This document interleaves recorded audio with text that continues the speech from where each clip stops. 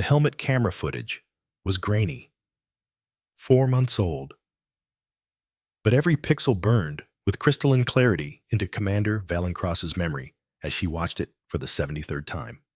The date stamp read April 14th, 2025. Kandahar Province, Afghanistan. A routine patrol that should have been textbook. 6 Marines moving through a narrow mountain pass, weapons-ready eyes scanning. Standard formation. Professional discipline. Everything by the book. Sergeant Thomas Hayes led from the front. 42 years old, 20 years in the Corps, a squared-away lifer who'd trained half the Marines at Fort Bragg at one point or another. The kind of Marine who did everything right because anything less dishonored the uniform. The footage showed him raising his hand. Stop signal? Something wrong. His head turned, scanning the ridgeline above. The audio captured his voice steady and calm, despite what his instincts must have been screaming. Contact positions look wrong. This doesn't feel right. 5 seconds later, the world exploded. Muzzle flashes erupted from 3 directions simultaneously. Not random Taliban fighters taking their chances. Coordinated ambush. Precise fields of fire. Overlapping kill zones that left no escape routes. The kind of tactical setup that required detailed intelligence about patrol routes, timing, and strength. The kind of setup that should have been impossible. The helmet cam spun as Hayes went down. The audio filled with the sound every combat veteran knew in their bones. The crack of incoming rounds. The wet impact of bullets finding flesh. The desperate shouts of Marines realizing they were caught in a perfect trap. Corporal William Drake. Private Daniel Reeves. Lance Corporal Scott Mitchell. Private First Class James Burke. Staff Sergeant Marcus Stone. And Sergeant Thomas Hayes himself, all dead in 3 minutes. The Taliban melted away before reinforcements could arrive. They left the bodies, left the weapons, took nothing, because they'd already gotten what they wanted. 6 American Marines dead, and a message sent to whoever had paid for the intelligence that made it possible. Valen paused the footage. Sergeant Hayes, frozen, mid-frame mouth open, probably shouting for his men to find cover that didn't exist. A good Marine doing his job. A good man who'd never know that someone wearing the same uniform had sold his life for cash. She closed the laptop. The motel room outside Fort Bragg was cheap and anonymous. Stained carpet, water damage on the ceiling. The kind of place where people paid cash and didn't ask questions. Perfect for someone who needed to disappear into the background noise of civilian life before emerging as someone else entirely. Valen stood and moved to the window, pulled back the curtain just enough to see the parking lot. 3 cars, all empty. No surveillance she could detect, but absence of evidence wasn't evidence of absence. Old habits. Always check exits. Always know who's watching. Fort Bragg was 12 miles east. She could feel its presence like a weight on her chest. The place where everything had started 15 years ago. Where a 23-year-old SEAL candidate named Valencross had learned that the real enemy wasn't always wearing a foreign uniform. The memory came unbidden. Equipment corridor, late night. 3 instructors who decided that a woman in SEAL training needed to learn her place. Hands that grabbed, words that degraded, an assault that left no visible scars, but shattered something fundamental. She'd reported it, filed the paperwork, sat across from a review board that looked at her with skepticism and asked questions designed to make her doubt her own memory. What were you wearing? Had you been drinking? Did you do anything to encourage their attention? In the end, they'd done nothing. Called it a misunderstanding. Suggested counseling. Recommended she consider whether military service was really the right fit for her personality type. She'd walked out of that meeting and gone straight to the barracks roof. 4 stories, concrete below, an end to the shame and rage and helplessness eating her alive. But she hadn't jumped. Someone had found her there, a chief petty officer she'd barely known. He hadn't tried to talk her down, hadn't offered empty platitudes, just stood beside her in the darkness and said 6 words that changed everything. Don't let bastards steal your future. Then he'd walked away.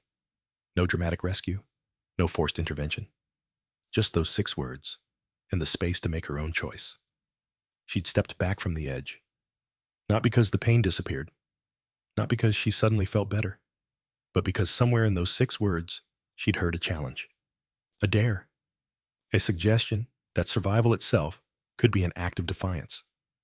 2 days later, that same chief had handed her a sealed envelope, transfer order, signed by someone high enough that no one would question it. And beneath the transfer order, a handwritten note on plain paper. 2 years. Justice is slow, but it's coming. Stay alive. Become dangerous. She'd transferred. She'd stayed alive. She'd become very, very dangerous. And 2 years later, all 3 instructors who'd attacked her were court-martialed and dishonorably discharged. Justice delivered slowly and precisely while she was training to become one of the most lethal operators in naval special warfare. She'd never asked why Chief Declan Grayson had fought that battle for her. Never questioned what motivated him to build an airtight case while she was learning to survive. She just took the lesson. Strength wasn't about being louder or bigger. Strength was about being precise, patient, prepared. Now, 15 years later, she was back. Not as a victim, not as a trainee, as a weapon aimed at whatever corruption still festered in Fort Bragg's foundations. Her phone buzzed. Text message, encrypted. Briefing 0800, Grayson's place. Come ready. She checked her watch. 6:30, enough time. Valen opened her tactical bag, HK-416 carbine disassembled and wrapped in foam. Sig Sauer P226 in its holster, combat knife, 3 changes of civilian clothes designed to look forgettable. And at the bottom, wrapped in velvet cloth, a pair of dog tags that didn't belong to her. She'd carried them for 4 months. Ever since SOCOM had called her into a secure facility and shown her the helmet cam footage of Sergeant Thomas Hayes dying in an Afghan mountain pass. The tags were warm from being close to her body. She rubbed her thumb across the embossed letters. Hayes. Thomas R.O. positive. Methodist. A good man. A good Marine. Betrayed by someone he'd trusted. She wrapped the tags back in velvet and placed them carefully in her vest pocket, close to her heart. A reminder of why she was here, who she was fighting for. Justice for the dead. Reckoning for the traitors. Valen dressed quickly. Black tactical pants. Dark gray shirt. Civilian jacket that concealed her sidearm. She looked like a contractor. Maybe military background, but nothing that would make people look twice. Perfect. She left the motel as the sun was rising. Drove east in a rental sedan that had been selected for being utterly unremarkable. Silver. 4 doors. The kind of car you forget 5 seconds after seeing it. Chief Declan Grayson lived 40 minutes outside base in a cabin that backed up against state forest. The kind of place where a man could disappear and not be bothered by the noise of the modern world. Valen had visited once before 5 years ago when Grayson had finally retired after 46 years of service. The cabin looked the same, wood and stone, smoke rising from the chimney despite the mild October morning. A flag on a pole out front, perfectly maintained, raised and lowered at proper times with proper respect. She parked and approached the front door. It opened before she could knock. Chief Declan Grayson stood in the doorway, 70 years old, lean and weathered like driftwood. White hair cut military short, eyes that had seen 4 decades of combat and classified operations and still missed nothing. He wore jeans and a flannel shirt, but somehow he still projected the authority of a senior NCO who'd earned respect the hard way. Commander Cross. His voice was gravel and smoke. Been a while. Chief. She extended her hand. They shook. His grip was still iron.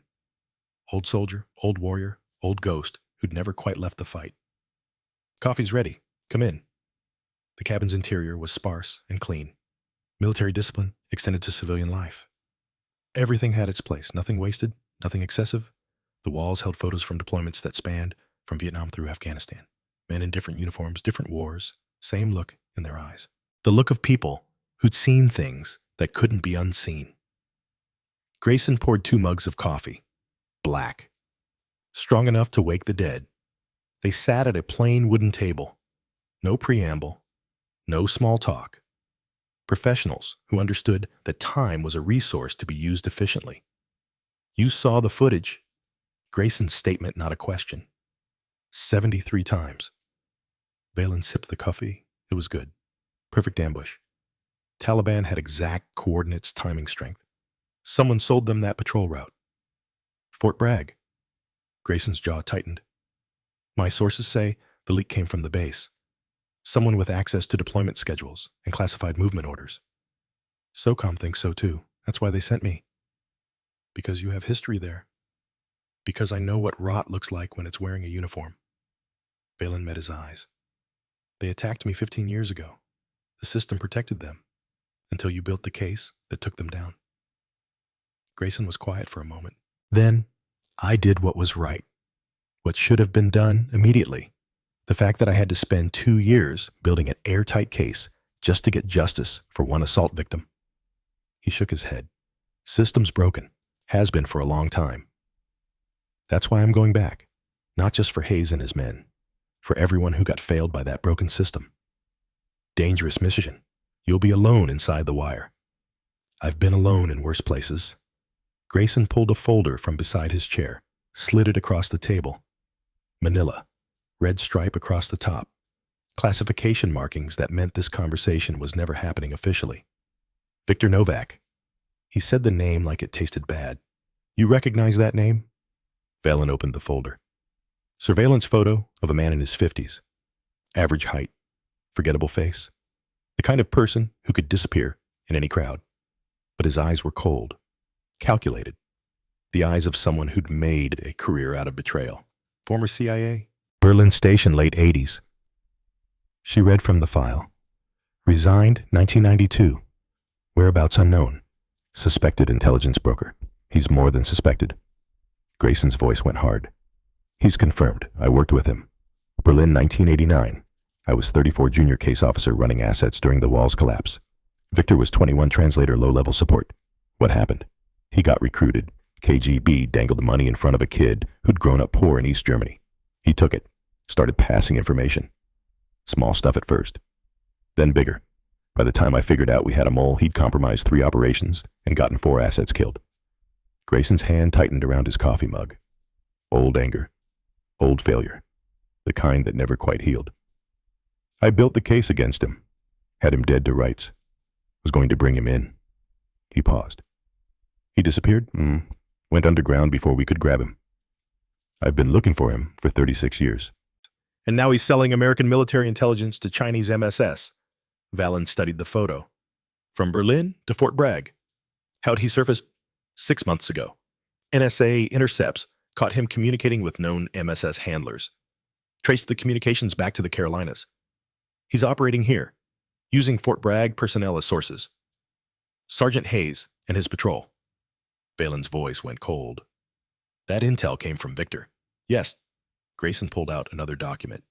Financial records, bank accounts, offshore transfers. And we think we know his current source. 3 Marines, all assigned to training operations at Bragg, all with recent financial activity that doesn't match their pay grades. Valen studied the names and photos. Corporal Brett Ashford, 29 years old, 7 years in the Corps. Good service record on paper. Father was a colonel, multiple commendations. But there was something in his eyes. Arrogance. Entitlement. The look of someone who'd never faced real consequences. Lance Corporal Garrett Wolf. 26. 4 years in. Muscle. The kind who followed orders and asked questions later. Multiple transfers between units. Always at his own request. Someone smoothing his path through the system. Private First Class Callum Merrick. 24. 3 years in, the youngest. Charismatic face, easy smile. But his psychological evaluation noted difficulty with authority and tendency toward risk-seeking behavior. Flagged for monitoring but never disciplined. These 3, Valen's instinct fired. They're working together. Surveillance suggests yes. They appear together frequently outside of duty hours. Near storage buildings, maintenance facilities, places where classified materials are kept. And one of them has access. We think Brett Ashford. His father is Colonel Warren Ashford, senior logistics officer, access to deployment schedules, base security protocols. Everything Victor would need to run an intelligence operation. Valen froze. The name hit her like a physical blow. Warren Ashford. She flipped to another document in the folder. Service record. Photos from 15 years ago. And there he was. Younger. Different rank. But the same face. One of the 3 instructors who'd attacked her. You recognize him. Grayson watched her carefully. He was there. 15 years ago. Equipment corridor. One of the 3. The room was very quiet. You're sure? Grayson asked. I'm sure. Valen's voice was level, controlled. But beneath the surface, ice-cold fury was crystallizing into diamond-hard purpose. Warren Ashford assaulted me, then hid behind the system when I reported it. You built the case that took him down. He did time in Leavenworth. 3 years. He got out, reinstated. Pulled strings, family connections in Congress. Grayson's disgust was evident. Been at Bragg for 8 years, clean record since, on paper. And now he's selling intelligence that gets Marines killed. Valen closed the folder. His son is carrying on the family tradition of betrayal. That's the theory, but we need proof. Airtight. These people have protection, family money, political connections. We move without solid evidence, they walk. Then I get the evidence. Valen stood. What's my cover? Grayson handed her another folder. Catherine Blake, civilian contractor, logistics analyst. Brought in to evaluate supply chain efficiency for training operations. Boring, forgettable. Nobody pays attention to logistics. Perfect. Admiral Briggs approved the operation personally. You have full authority, but you're alone. No backup inside the wire unless you call for it. SOCOM wants this quiet. No hint that we suspect treason until we can prove it. Understood. Grayson walked to a cabinet. Unlocked it. Pulled out a worn leather case. Opened it to reveal a vintage M1911. Pistol. Beautifully maintained. The grip, worn smooth from decades of use. Carried this through 3 wars. He held it reverently. Wants you to have it, for backup. Something the electronic systems can't track. Valen took the weapon. Felt its weight, its history. Chief, I can't. You can. You will. Grayson's voice was firm. Because I'm 70 years old, and I can't go in there myself. Can't be the one who finally catches Victor. But you can. You're what I trained you to be. Precise, patient, dangerous. He met her eyes. Get Victor. Get Ashford. Get justice for Thomas Hayes and those 5 men who died with him. And when you're done, he paused. Make sure no one else has to go through what you went through. Make the system work the way it should have worked 15 years ago. Valen holstered the 1911 in a concealed carry rig under her jacket. The weight felt right. History and purpose combined. I'll bring them down, Chief. All of them. I know you will. Grayson almost smiled. You always do. She drove back to the motel and packed. Civilian clothes, laptop, tablet loaded with logistics software that would hold up under cursory inspection. Nothing that screamed military or tactical. Just a contractor doing a job. Boring and bureaucratic and completely beneath notice. But in the hidden compartment of her bag, carefully concealed the 1911. Thomas Hayes's dog tags. And a small device that looked like a pen, but could transmit encrypted burst messages to SOCOM in under a second. At 1400 hours, she drove through Fort Bragg's main gate. The guard checked her credentials. Catherine Blake's civilian contractor authorization, signed by Admiral Briggs himself. Everything in order. He waved her through. Valen drove onto the base and felt the past close around her like cold water. Buildings she recognized, roads she'd walked as a trainee, and there, in the distance, the equipment corridor, where 3 men had tried to break her. The place where everything had changed. Her hands tightened on the steering wheel. Breathing exercise. 4 counts in. Hold. 4 counts out. Hold. Basic stress management. Keep the emotions controlled. Channel them into fuel for the mission. She parked at Building 7. West Side. Visitor spaces. At exactly 14:30, a Marine officer approached. Female. Early 30s. Dark hair and a regulation bun. Lieutenant's bars on her collar. She moved with confidence, but carried tension in her shoulders. Valen got out, extended her hand. Lieutenant Cross? Yes, ma'am. Catherine Blake. I'm your liaison for the logistics assessment. They shook. Professional, brief. Lieutenant Cross's grip was firm, and her eyes did a quick evaluation that suggested field experience. Welcome to Fort Bragg, Cross said. Admiral Briggs sends his apologies for not meeting you personally. Operational issues. I'll be your primary contact for the assessment. I appreciate your time, Lieutenant. Rachel, please. No need for formality during administrative work. First name basis. The lieutenant was either confident or trying to make the contractor comfortable. Either way, useful. They walked toward Building 7. Morning sun, warming the concrete. Around them, the base moved through its daily routine. Personnel between buildings. Training formations in the distance. The crack of weapons fire from the range complex, carrying on the wind like a drumbeat that never stopped. Have you worked military installations before? Rachel asked. Several. Mostly overseas. This is my first stateside in a while. What brings you to logistics? I found that supply chain efficiency is where wars are won or lost. Valen kept her voice neutral. Professional. Best trained soldiers in the world are just targets if their equipment doesn't arrive when they need it. Rachel glanced at her. Something shifted in her expression. Respect, maybe. Recognition that this contractor understood operational reality. That's more tactical thinking than most analysts bring. I pay attention. They entered Building 7. Inside was exactly what Valen expected. Administrative offices, conference rooms, the smell of military bureaucracy mixed with industrial cleaner and bad coffee. Her temporary workspace was a small office. Desk, computer, filing cabinets, phone. Everything necessary for someone conducting a logistics review. You'll have access to training schedules, equipment logs, personnel files relevant to logistics operations. Rachel said, if you need anything else, my extension is posted by the phone. Admiral has authorized full cooperation. Thank you.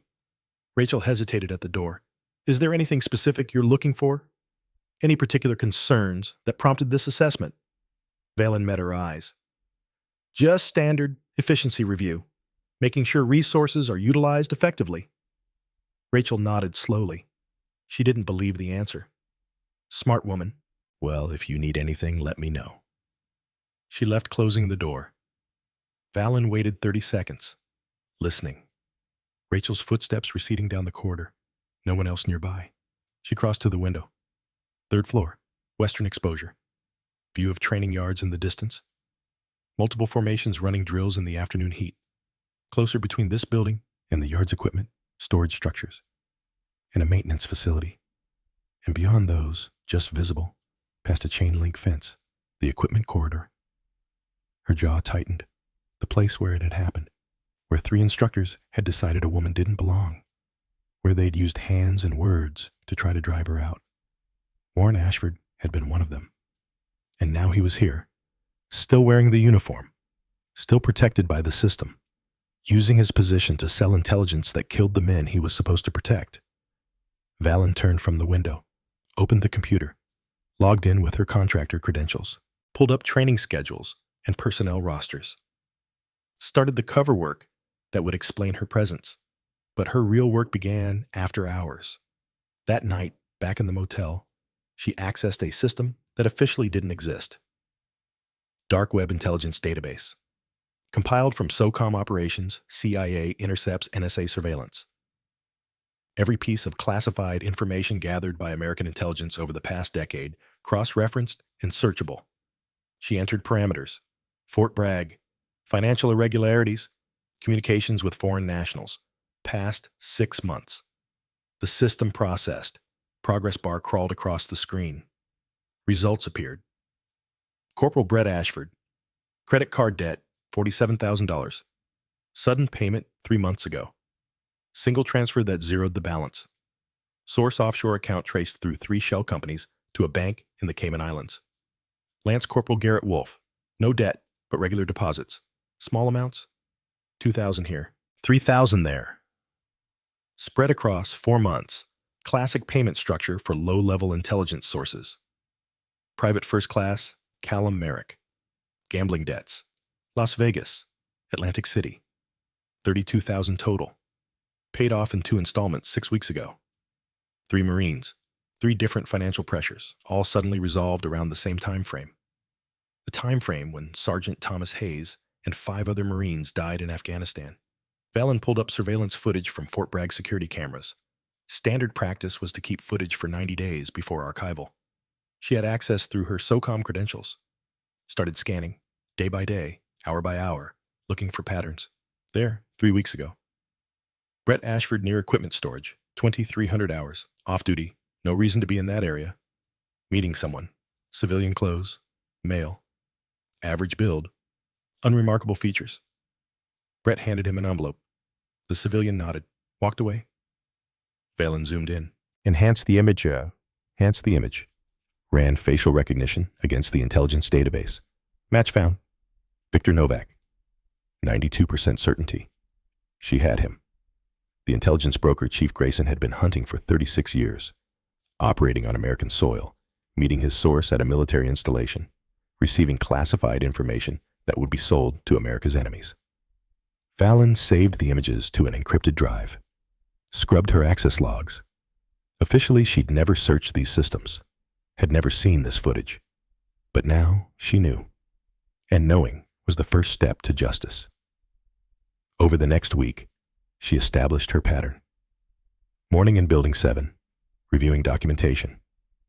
Afternoon walking training areas, taking notes, asking occasional questions that suggested she understood logistics, but not tactical operations. Always slightly out of place. The civilian contractor doing her job, but clearly not belonging in a military environment. She observed the 3 Marines during every opportunity, documented 17 instances of them appearing together in locations that had no operational justification. Watched Brett make physical contact with female personnel that lasted slightly too long. Saw Garrett block doorways, forcing women to squeeze past. Noticed Callum's whispered comments that made female Marines look uncomfortable. A pattern, not just treason. Sexual harassment. These 3 Marines were predators in multiple ways. On day 7, she watched them corner a female Marine near the storage buildings. The Marine was young, early 20s, private's rank, excellent posture, sharp uniform, someone who took pride in service. Her name tape read Hayes. Valen's chest tightened. Hayes. She pulled up personnel files on her tablet. Private Kira Hayes, 22 years old, 3 months at Fort Bragg, exemplary training marks. Recent counseling session noted difficulty integrating with unit dynamics. Administrative speak for something's wrong, but no one wanted to acknowledge it officially. And her emergency contact. Next of kin. Father Sergeant Thomas R. Hayes. Deceased. Thomas Hayes' daughter. The woman carrying those dog tags in Valen's pocket was this young Marine's father. Brett, Garrett, and Callum had Kira surrounded. Not aggressively, casually. But they'd created a box she couldn't easily exit. Brett was doing the talking. Kira's body language told the story. Shoulders hunched, arms crossed defensively. Trying to smile like it was friendly conversation, but obviously uncomfortable. Garrett said something that made Callum laugh. Kira's face flushed. She tried to move past them. Brett shifted position. Blocked her path. Not aggressive. Just enough to make it clear she couldn't leave until they decided she could leave. Then Brett reached out, adjusted her collar, let his hand linger on her neck. Kira pulled away, said something sharp. Brett raised his hands in mock surrender, grinning. All 3 laughed, walked away, left Kira standing alone, shaking. Valen documented it. Timestamps, location, witnesses, added it to the case file she was building. That night, she pulled Kira's personnel file, read every detail, pieced together the story. Thomas Hayes had been career Marine. Kira grew up on bases, military family. When her father died in Afghanistan, she'd enlisted, honoring his memory, continuing his service. She didn't know her father had been murdered, didn't know his death was betrayal rather than combat, didn't know the men harassing her were part of the network that sold his life. Valen looked at Thomas Hayes' dog tags on her desk, made a decision. Justice for him meant justice for his daughter, too. On day 10, Valen changed her pattern. She positioned herself in the training yard during late afternoon drills, closer to the formations, directly in sight lines of Brett, Garrett, and Callum, close enough that they couldn't ignore her presence. Brett noticed first. She felt his attention, like heat on her skin. He was running his unit through close combat drills, demonstrating holds and counters with aggressive confidence. When he threw his sparring partner, he held position 2 seconds longer than necessary, making a point, establishing dominance. His eyes found Valen across the yard, held contact, assessed. She looked away first, made it seem like nervousness, pretended to study her clipboard with sudden intensity. He smiled, predatory, satisfied. Over the next 2 days, she continued the performance, positioning herself where they could see her, moving slower, more hesitation, creating opportunities. They took the bait. Day 12. Equipment rotation. Crowded. Chaotic. The kind of environment where people could slip away from supervision without being immediately missed. Valen positioned herself near the corridor entrance. Clipboard. Civilian clothes. Playing her role. The contractor who was always present, but never important enough to warrant real attention. Brett's unit rotated through at 1500 hours. She felt his attention lock onto her, watched him exchange glances with Garrett and Callum, saw the decision form between them without words. The formation moved past. Brett stayed back. Then Garrett, then Callum. They approached. Triangle formation. The same tactical positioning they'd use against an enemy combatant. Surrounding. Cutting off escape angles. Wolf pack. Valen's heart rate stayed steady. 60 beats per minute. Combat calm. She'd been in worse situations than this. Much worse. 3 predators who thought they were hunting didn't understand. They'd walked into a trap. Mitchell. Brett's voice. Statement, not question. Using her cover name. Still taking notes about our training operations. Just doing my job. Valen kept her voice even. Professional. Slightly uncertain.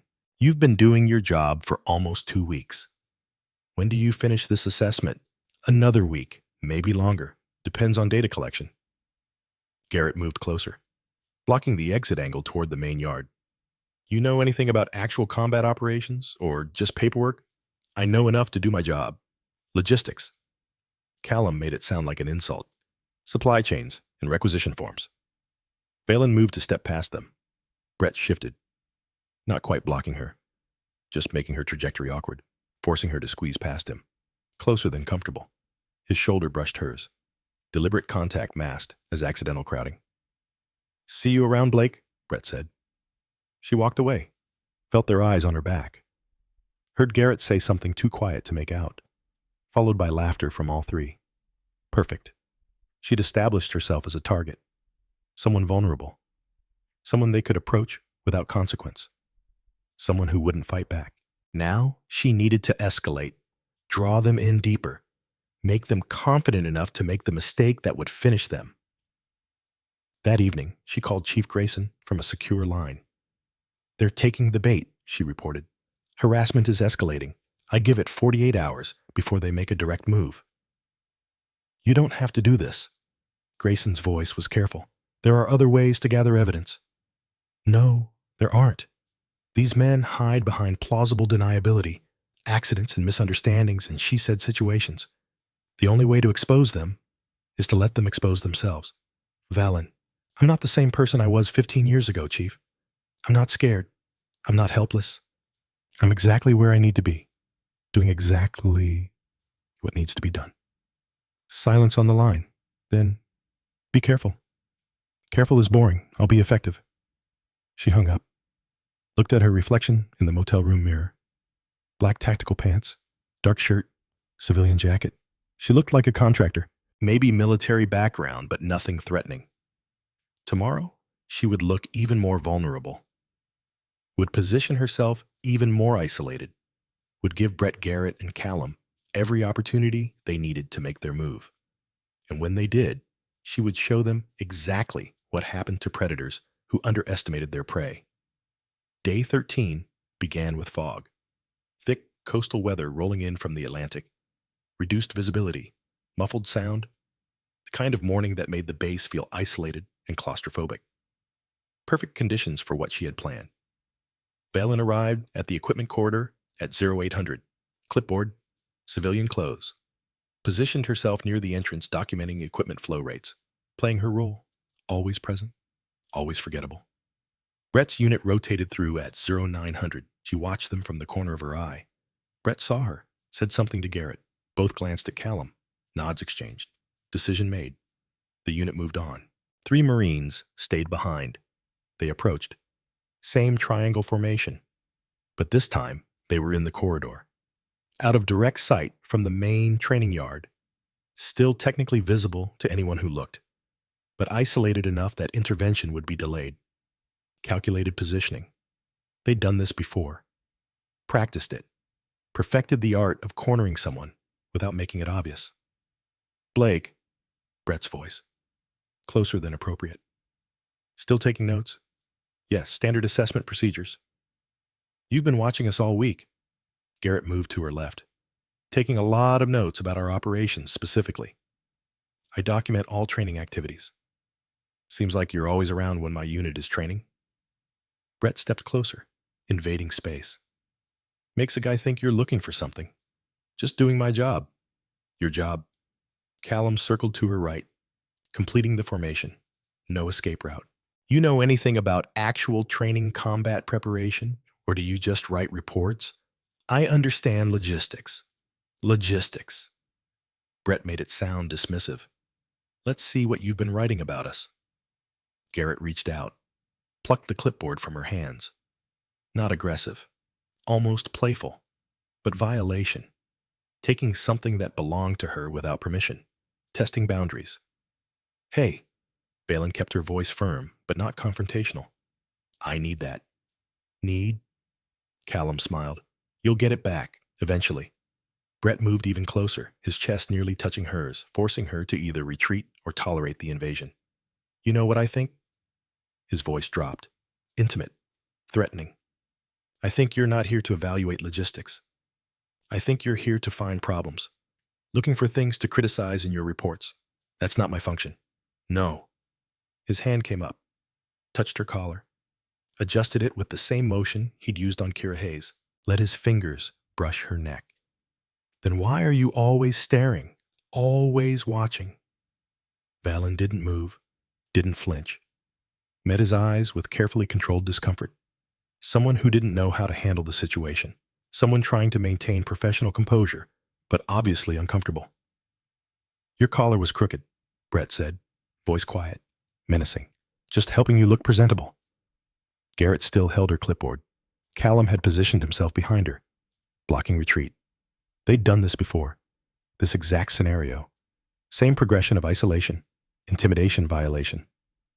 I need my documentation back, Valen said. Let a slight tremor enter her voice. Fear that was performance, but sounded real enough. You'll get it. Garrett flipped through the pages. Just want to see what you wrote about us. Callum pulled something from his pocket. Training knife. Rubber blade designed for drill sequences. Not lethal, not even sharp. But in the context of this moment in the hands of someone deliberately creating threat, it became a weapon. You ever trained with knives? Callum asked. Spinning the blade between fingers. Casual. Practiced. All about pressure points, control, understanding anatomy. He stepped closer. The knife continued its rotation, pointed toward her. Not threatening exactly. Just position. Suggestion of potential violence hanging in the air. For instance, Callum's voice took on instructional tone. Mock teaching. Uniform inspection. Making sure everything meets standards. Sometimes you have to get hands-on to verify proper fit. The knife moved. Touched fabric of her shirt at the collar. Traced downward slowly. Not cutting. Not pressing hard. Just moving along the line of buttons with deliberate precision. Seems tight, Callum said. Might not meet regulation standards. Should probably check. Valen's hands were at her sides. Relaxed, non-threatening. But every muscle was calibrated for violence. Her weight balanced on the balls of her feet. Ready to move, her face showed carefully managed fear, the civilian contractor out of her depth, trying to stay professional, not understanding that she was in real danger. This isn't appropriate, she said, firm, but with undertone of uncertainty. Isn't it? Brett leaned close. His breath touched her ear. We're just trying to help, making sure you're squared away. That's what we do here. Correct deficiencies. The training knife continued its path down her shirt. Callum's face was concentrated, focused, enjoying the power of the moment. Garrett watched with a grin that suggested he'd seen this scenario before and knew how it ended. Brett's hand was on her shoulder now, holding her in place. Not enough pressure to bruise, but enough to communicate control. And then Callum's blade bit into fabric. The first cut was slow, deliberate, starting at the collar and moving downward, splitting the shirt open from the top button down. The sound of tearing cloth was loud in the narrow corridor, loud enough to carry, loud enough that anyone nearby would hear if they were paying attention. But nobody was nearby. They'd chosen this moment, this location, this precise configuration of timing and opportunity when intervention would be delayed. The shirt split open. Valen's undershirt visible beneath. Callum kept cutting. Garrett was laughing now, low, appreciative. Brett's grip on her shoulder tightened. "See?" Callum said. "Much better fit, more comfortable." Valen's voice came out quiet, controlled, final. "Step back." They didn't hear the warning, or heard it and dismissed it as desperate plea from someone with no power. "Or what?" Brett asked, almost amused. "You going to report us? Tell your supervisor we helped adjust your uniform? Good luck making that stick." The knife paused. Callum looked at her face, reading her expression, trying to understand why she wasn't showing the fear response he expected. Why this woman who'd been so carefully submissive all week was suddenly looking at him like he'd made a fatal miscalculation. "Last chance," Valen said. Not louder, not angrier, just stated as fact. "Step back." Callum's mouth opened, started to form a response, started to say something dismissive or threatening. He never finished the sentence, because Commander Valen Cross was done pretending to be a victim, and these three Marines were about to learn what happened when you cornered a ghost. Valen's right hand moved first, not a grab, a capture. There was a difference that 3 years of close-quarters combat training had burned into muscle memory deeper than conscious thought. Her fingers found Callum Merrick's wrist mid-motion. The radial nerve ran along the underside of the forearm, accessible if you knew exactly where to press. She applied pressure with surgical precision. His hand spasmed open. The training knife clattered to concrete before his brain could process what was happening. 0 to 3 seconds. Her left hand came up, palm strike to the philtrum, the soft cartilage between nose and upper lip. Not hard enough to break bone. Hard enough to override every other signal his nervous system was trying to process. His head snapped back. Vision whited out. Knees buckled. Valen pivoted, used his weight, used his momentum. Hip throw that was textbook perfect because she'd executed it 10,000 times in training and twice that many in her head. Callum's body left the ground and met concrete with an impact that expelled air from his lungs in an explosive gasp. 3 to 6 seconds. Garrett Wolfe was still processing what he'd seen when Valen turned toward him. His hands came up instinctively, defensive posture, but his stance was wrong. Weight too far forward, shoulders too tight. Someone who'd done enough training to think he knew how to fight, but not enough to understand the difference between drill sequences and actual combat. He lunged, tried to grab her, probably thinking he could use his size advantage, his 80-pound weight differential, simply overpower her through brute force. Valen caught his forearm mid-reach, redirected the momentum, hooked her boot behind his calf. Let physics do the work. His own forward motion became the force that toppled him. She guided him down, controlled the fall, drove him shoulder first into stacked equipment mats with a sound like a sack of concrete hitting pavement. Then she followed him down, applied a shoulder lock, Kimura position, arm bent at 90 degrees, pressure directly on the rotator cuff. Anatomical leverage that turned any resistance into exponentially increasing pain. Garrett tried to move. Something in his shoulder made a wet popping sound. Not a break, just a dislocation. A reminder that the human body was a collection of mechanical parts that stopped working when the right pressure was applied to the right points. He stopped struggling, started making a sound that was half gasp, half whimper. 6 to 11 seconds. Brett Ashford hadn't moved. He was standing exactly where he'd been when this started, hands still extended toward where Valen's shoulder had been 6 seconds ago. His face showed the expression of someone whose reality had just inverted. Confusion, shock, the beginning of fear creeping in around the edges. Valen stood up, released Garrett's arm, stepped over Callum's prone body, faced Brett with the same controlled calm she'd maintained throughout the entire encounter. "You done?" she asked. Brett's eyes flicked to the training knife on the ground, still there, laying between them, accessible if he was fast enough. "Don't," Valen said. "Simple, factual. You won't reach it." He looked at her, really looked at her, seeing something he hadn't seen before.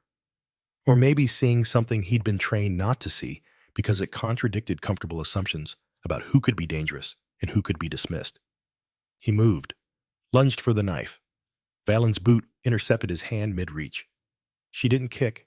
She stepped, planted her heel directly on his fingers with 140 pounds of precisely applied downward pressure. Enough weight to pin. Enough force to communicate exactly how easily she could increase the pressure from restraint to injury. Brett screamed, tried to pull his hand free. Couldn't. "I said you wouldn't reach it." Valen's voice never rose above conversational volume. Still calm. Still controlled. "Now I need you to make a decision. You can keep escalating this situation, and I'll put you in the hospital. Or you can stay down, stay quiet, and wait for the MPs to arrive. Choose quickly." "You crazy!"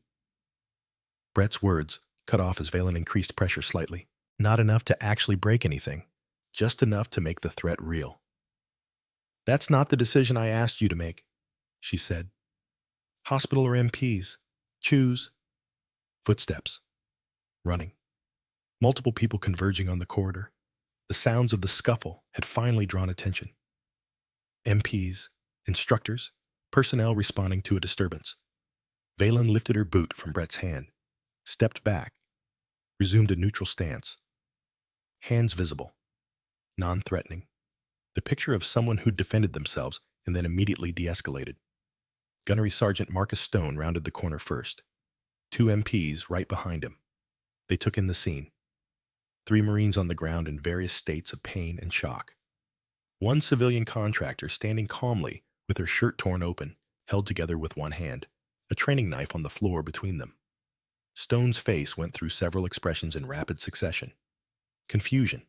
Assessment. Recognition that something had gone very wrong. His voice came out sharp, command tone demanding immediate clarity. "What the hell happened here?" Nobody answered. Callum was still trying to breathe. Garrett was cradling his shoulder. Brett was staring at his hand like he couldn't quite believe it still had all its bones intact. "Someone speak," Stone barked. "Now!" Valen reached into her pocket, produced a black leather wallet, held it out toward Stone without a word. He took it, opened it. His expression changed instantly. Confusion disappeared, replaced by something that looked like fear, mixed with respect, mixed with the dawning realization that this situation was far more complicated than a simple training yard altercation.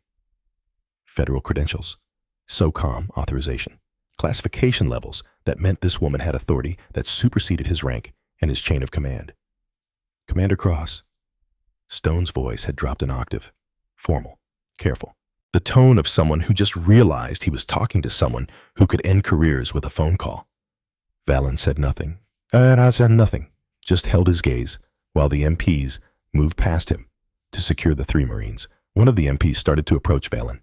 Stone stopped him with a gesture. "Don't touch her. Secure those 3. Medical isolation. No communication with anyone. Move." The MPs complied. Lifted Brett, Garrett, and Callum to their feet.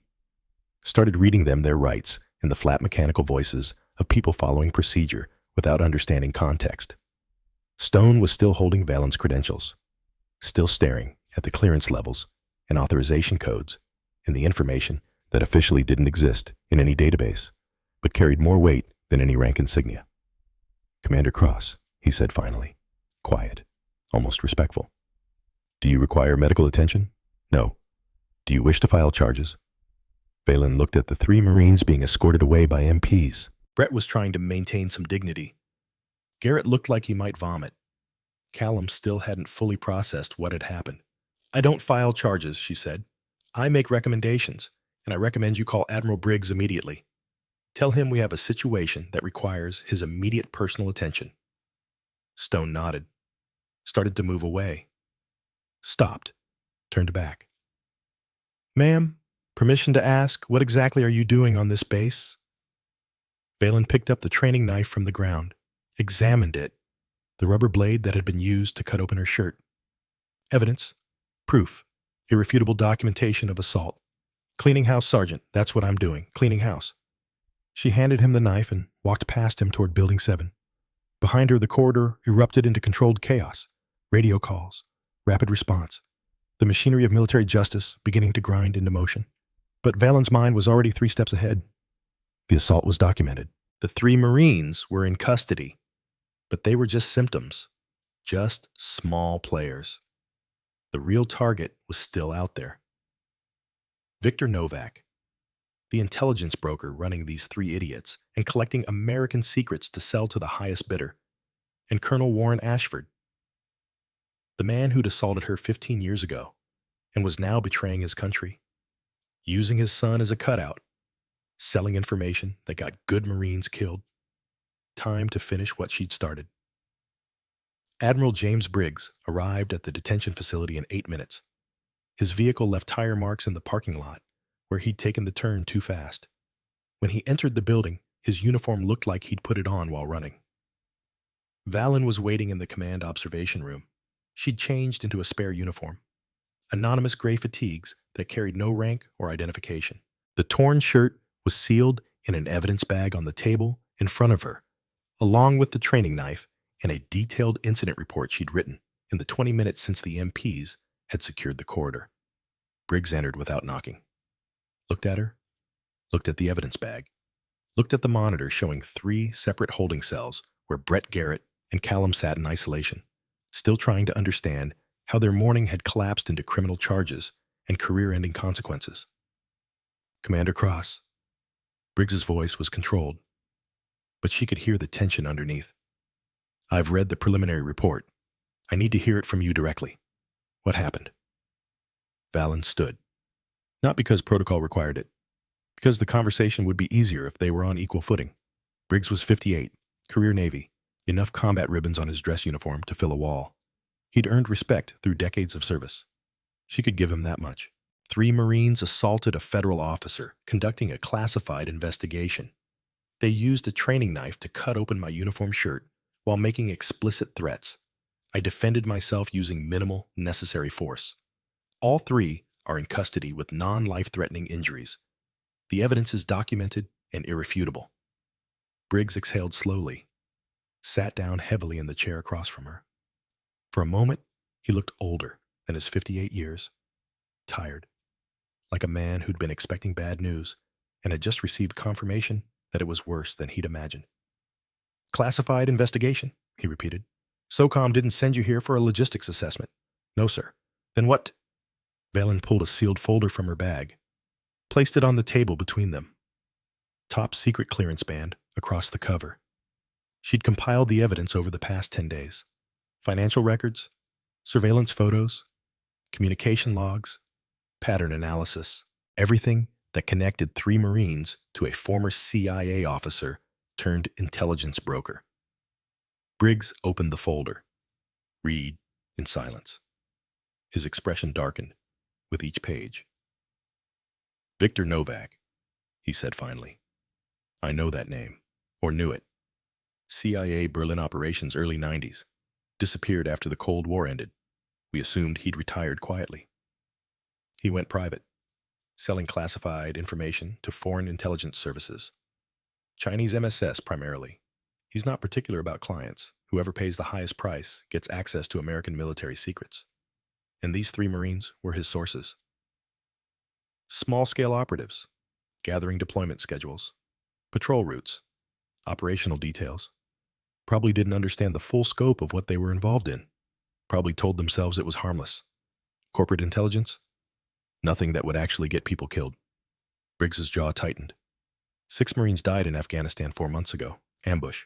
Taliban had perfect intelligence on their patrol route and timing. Yes, sir. That information came from this base. Sold through Novak to whoever was willing to pay for it. Those 6 Marines died so Brett Ashford could pay off his credit card debt. The room fell silent. Outside, through the reinforced window, the base continued its daily operations. Personnel moving between buildings, training formations, running drills, the machinery of military readiness grinding forward, while the rot underneath was being exposed to daylight. "What do you need from me?" Briggs asked. "Full access to interrogation, unrestricted investigation authority, and immediate contact with SOCOM oversight. Novak is still active. He's planning a final intelligence handoff within the next 48 hours. If we don't intercept him, he walks away with a complete roster of every SOCOM Tier 1 operator currently deployed worldwide." Briggs stood up, walked to the window, stared out at the base he commanded. The installation he was responsible for, the personnel he'd failed to protect from predators operating inside his own fences. "Commander, these men assaulted you, violated multiple UCMJ articles. You have every right to pursue maximum punishment through official channels. But if you're telling me there's a larger operation at risk, I'm telling you that justice for me is secondary to mission completion. I want these 3 Marines prosecuted, but I want Novak more. He's the source. He's the reason good soldiers are dying. And if we don't stop him in the next 2 days, he disappears, and we never get another chance." Briggs turned to face her. "What's your play?" "I'm going to make Brett Ashford an offer. Cooperation in exchange for reduced charges. He gives up Novak's location, operation details, communication protocols. Then we run an interdiction operation and shut this down permanently. Ashford will never cooperate. His father's a colonel. He has resources. Legal protection. He'll lawyer up and wait for his father to fix this like he's fixed every other problem in that boy's life. His father can't fix this. I'm Tier 1 clearance with SOCOM authorization. I outrank every lawyer his family can afford. And more importantly," Valen paused. Let the weight of what she was about to say settle. "Brett doesn't know how deep this goes. He thinks he was caught assaulting a civilian contractor. He doesn't know I've been building an intelligence case against him for 10 days. He doesn't know I have evidence that connects him to treason charges that carry mandatory life sentences. You're going to break him. I'm going to give him a choice. Life in Leavenworth for treason. Or cooperation that might let him salvage something from the wreckage of his life. Most people choose survival when you frame the options correctly." Briggs nodded slowly. "You have full authorization, whatever resources you need, whatever access you require. This ends now. It ended the moment they cut open my shirt. They just don't know it yet." The interrogation room was deliberately uncomfortable. Concrete walls, metal table bolted to the floor, chairs designed to be functional rather than ergonomic, fluorescent lights that hummed at a frequency just annoying enough to create subliminal stress. Brett Ashford sat alone, wrists secured to the table with restraints that allowed limited movement but prevented any threatening gestures. He'd been there for 3 hours, long enough to move through anger into anxiety, long enough to start understanding that this situation wasn't going to be resolved with a phone call to his father. Valen entered without announcement, sat down across from him, placed the folder on the table but didn't open it, just looked at him in silence for 30 seconds, letting the weight of her attention create pressure. Brett's eyes were red, from tears or exhaustion or both. His right hand was bandaged where her boot had pinned it. His uniform was wrinkled, stained with sweat and dust from the corridor floor. "Corporal Ashford," she said finally, "do you understand the situation you're in? I want a lawyer. You're entitled to legal counsel, but before you make that request official, I want you to understand something.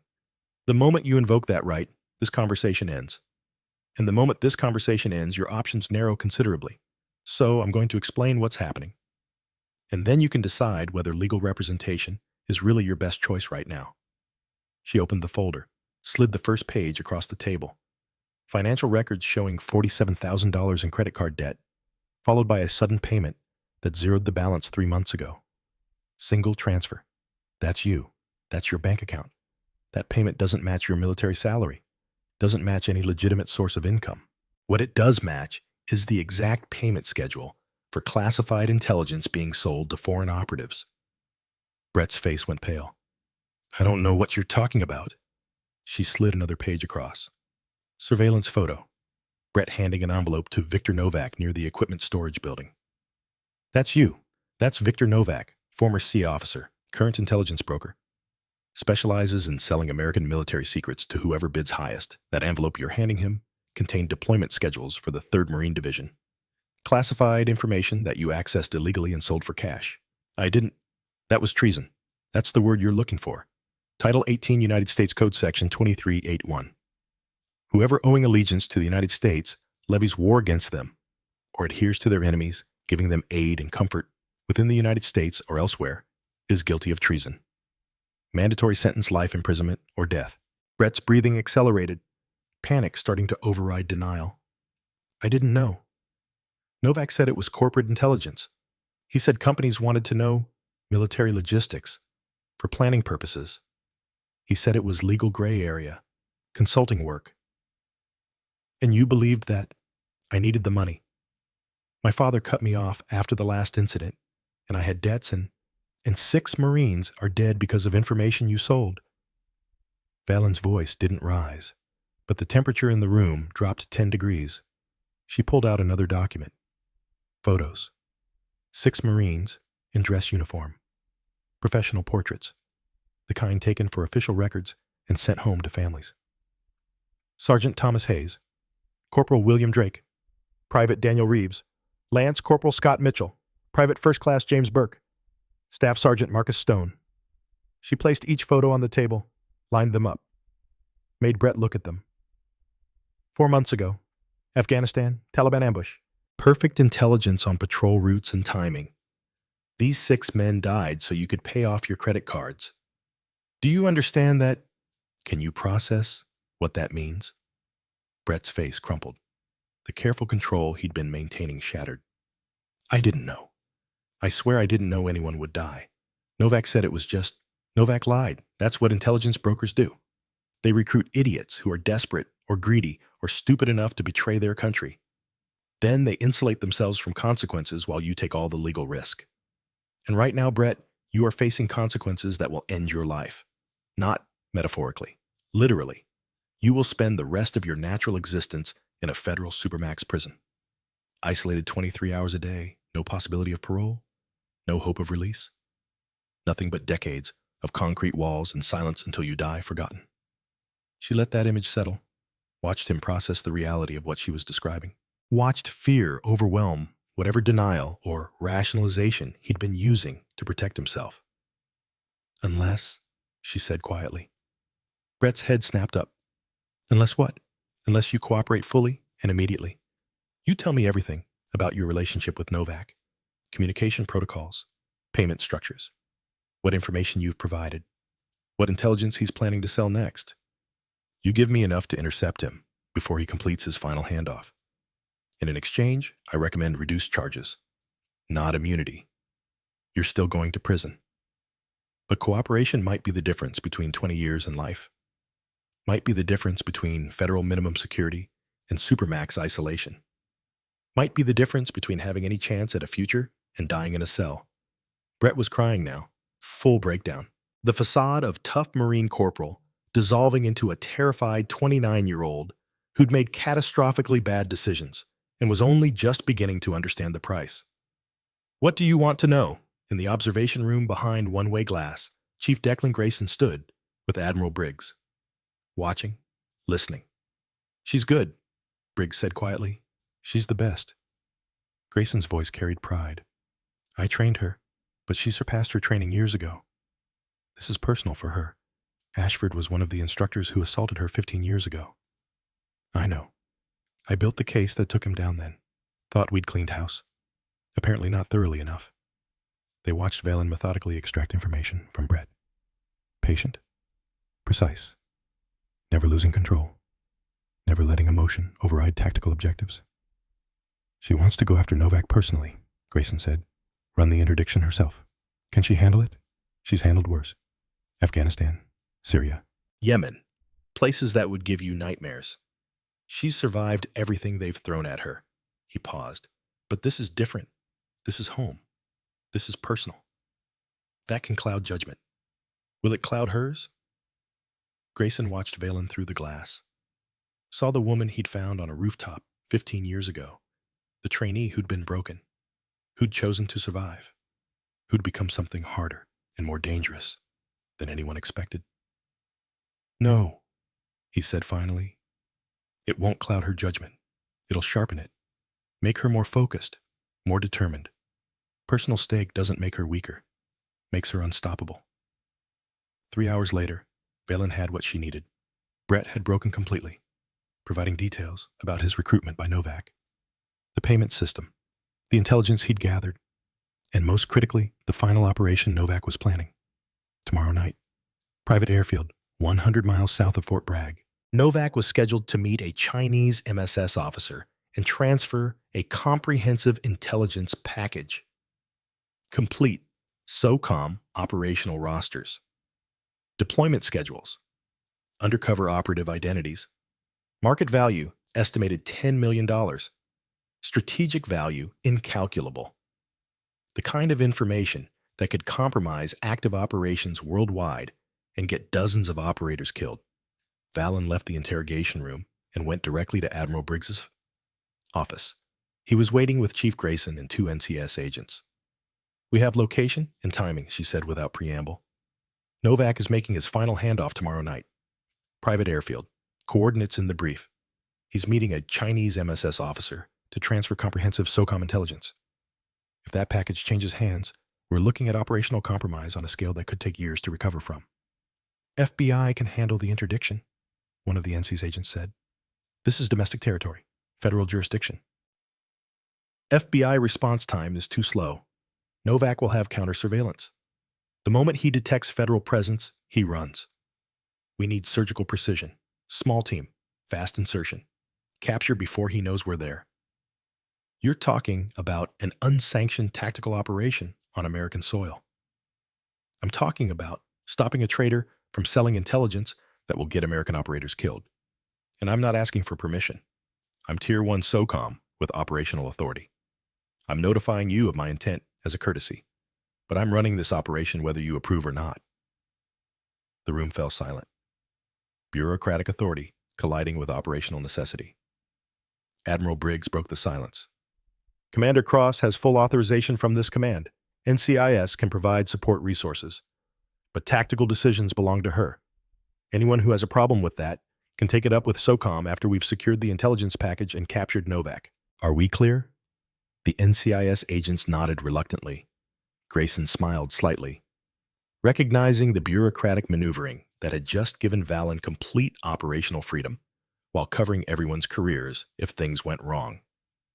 "I need 4 operators," Valen said. "NCIS tactical team, weapons, vehicle, surveillance equipment, and I need 1 civilian advisor." "Who?" Briggs asked. "Chief Grayson?" Grayson's eyebrows rose. "I'm 70 years old, haven't been active duty in 5 years. You're also the most experienced tactical operator within 100 miles of this base, and you know how Novak thinks. You worked with him in Berlin. I need that knowledge. Valen, I'd slow you down. Decreased reflexes, decreased stamina. All the things that get people killed in tactical situations. You're also smarter than anyone else I could bring. Experience counts for more than youth when you're hunting someone who's been doing this for 40 years. I need you, Chief. Not as an operator, as an advisor.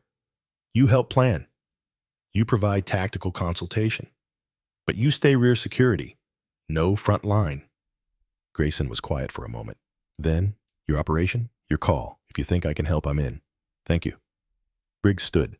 "You have everything you need. When do you move?" "Tomorrow, 1800 hours. Briefing at 1500. Gear up at 1700. Hit the target at 2100 under darkness." She left the office, walked across the base toward the parking lot. The sun was setting, painting the sky in shades of orange and red that looked like fire reflected in smoke. Tomorrow she would hunt the man who'd been selling American lives. Tomorrow she would face Victor Novak and finish what Chief Grayson had started 36 years ago in Berlin. But tonight she had other business to finish. Private Kira Hayes lived in the barracks, junior enlisted quarters, shared room, minimal privacy. Valen found her in the common area, reading, alone. Kira looked up as Valen approached. Recognition flickered. The contractor who'd been around for 2 weeks, who'd witnessed her harassment, who'd defended her once. "Ms. Blake?" Kira's voice was uncertain. "Not Blake. Commander Valen Cross, Navy SEAL, and I need to talk to you about your father." Kira's expression changed. Confusion, wariness. "My father. Not here. Walk with me." They walked to the memorial garden. Quiet spot near the edge of base, maintained for reflection, for remembering the fallen. Valen sat on a bench. Kira sat beside her. Your father was Sergeant Thomas Hayes, Valen said. KIA 4 months ago. Afghanistan. Taliban ambush. I know. Kira's voice was tight. I was there for his funeral. What they didn't tell you. What they couldn't tell you then. Your father didn't die in combat. He was murdered. Kira went very still. What? Someone on this base sold his patrol route to the Taliban, sold the timing, the strength, everything they needed to set a perfect ambush. Your father and 5 other Marines were killed because someone wearing the same uniform betrayed them for money. Kira's hands clenched. Who? 3 Marines you know. Brett Ashford, Garrett Wolfe, Callum Merrick. The same men who've been harassing you. Kira's voice broke. They killed my father. They provided the intelligence that got him killed. They're in custody now. They'll face justice. But there's more. The man running them. The intelligence broker who bought and sold your father's life. I'm stopping him tomorrow night, permanently. I want to help. No. He was my father. You deserve to know the truth. You deserve justice. But you don't belong in a combat operation. You're too close and your judgment would be compromised. And I won't risk the mission or your life. Kira's eyes were wet. Then what do I do? Valen pulled something from her pocket. Thomas Hayes' dog tags, warm from being close to her heart. She'd carried them for 4 months. You honor his memory. You become the Marine he wanted you to be. You don't let the bastards win. She held out the tags. Kira took them, stared at them, her father's name embossed in metal. He died with honor, Valen said quietly. Betrayed by people he trusted. But his sacrifice wasn't meaningless, because I'm going to make sure the people who killed him never do it again. That's my promise to you. And to him. Kira nodded, unable to speak. Valen stood, started to walk away. Commander? Kira's voice stopped her. Yes. Thank you for telling me the truth, and for, she swallowed, for giving him justice. He earned it. All of them did. Valen walked back to her vehicle. Tomorrow would bring violence and risk and consequences that couldn't be predicted. But tonight, for just a moment, she felt something settle in her chest. Purpose. Clear and undeniable. Justice for the dead. Reckoning for the traitors. Tomorrow she would hunt Victor Novak. Tomorrow she would finish what she'd started. But tonight she prepared. In the motel room, she laid out her gear with methodical precision. HK-416's carbine, M110 sniper rifle, Sig Sauer P226, Chief Grayson's vintage, 1911 as backup, 3 fragmentation grenades, combat knife, night vision goggles, radio headset, ballistic vest rated to stop rifle rounds. She checked each weapon, loaded, cleared, functions test, everything perfect, everything ready. In her pocket, wrapped in velvet, another set of dog tags, not Thomas Hayes', her own, from 15 years ago, when she'd been a different person, a trainee who'd been broken and rebuilt. She'd carried them as a reminder of what she'd survived, what she'd become. Tomorrow she would face the man who'd been selling American lives for profit, face the system that had protected predators for too long, face the corruption that had killed 6 good Marines. And when the sun rose again, one way or another, this would be finished. Commander Valen Cross closed her eyes, controlled her breathing, prepared her mind for what was coming. Tomorrow would be reckoning. Tomorrow would be justice. Tomorrow the ghosts would settle their accounts. The briefing room at 1500 hours was cramped and overheated. 4 NCIS tactical operators sat around a metal table covered in maps, satellite imagery, and equipment manifests. Young men, professionals, the kind who'd done door kicks in Baghdad and Fallujah and knew their business. Valen stood at the head of the table with Chief Declan Grayson beside her, both studying aerial photographs of the target location. Private airfield, single runway, 2 small hangars, no tower, no permanent security, minimal lighting. Used primarily by civilian aviation enthusiasts and small cargo operations. Perfect location for an intelligence handoff. Remote enough to avoid surveillance. Accessible enough to allow quick escape if things went wrong. Target is Victor Novak. Valen's voice was all business. 57 years old, former CIA Berlin station, extensive experience in intelligence operations and counter-surveillance. Assume he's armed. Assume he's competent. Assume he has backup we haven't identified. Our mission is capture, not kill. We need him alive for interrogation and prosecution. She pointed to the runway on the satellite image. Handoff is scheduled for 2100 hours. Chinese MSS officer arrives by private plane. Lands here. Exchanges payment for intelligence package. Departs. Whole operation probably takes less than 15 minutes. We need to intercept before the exchange completes. One of the NCIS operators, a square-jawed man named Dixon, raised his hand. Approach strategy. 2-phase insertion. Phase 1, I establish overwatch position here. She indicated a water tower, 600 meters from the runway. Long-range rifle. Visual confirmation of targets. Covering fire if needed. Phase 2. Ground team approaches from the north, using this access road. Coordinates insertion with my signal. Chief Grayson provides tactical guidance and rear security. Grayson leaned forward, pointed to the map. Novak will have counter-surveillance. Probably motion sensors around the perimeter. Thermal imaging, maybe drones. Standard CIA tradecraft from the 90s. We need to approach cold. Kill all electronics. No radio chatter until we're committed. Move during his observation gaps. How do we identify observation gaps? Dixon asked. Experience. Operators like Novak follow patterns. They scan in predictable intervals. Every 90 seconds to 2 minutes, he'll do a full 360 sweep. We move in those 90-second windows, fast, silent, disciplined. Another operator, younger, looked skeptical. That's pretty thin margin for error, which is why we drill it. Valen's tone left no room for argument. We run the approach sequence 4 times before we go operational. By the time we hit the target, everyone knows their position, their timing, their fallback options. No surprises, no improvisation, precision execution. They spent the next 2 hours running through every detail. Approach routes, communication protocols, weapon assignments, contingency plans for scenarios they could imagine and some they couldn't. Valen had run dozens of operations over her career. Afghanistan, Syria, Yemen, high-value targets in hostile territory. But this one felt different, more personal, more final. This wasn't some foreign combatant in a war zone. This was an American traitor on American soil. The man who'd sold Thomas Hayes' life, who'd betrayed everything the uniform was supposed to represent. At 1700 hours, they geared up. Valen checked her weapons with the methodical precision of ritual. HK-416 carbine, suppressed, loaded with subsonic ammunition for quiet operation.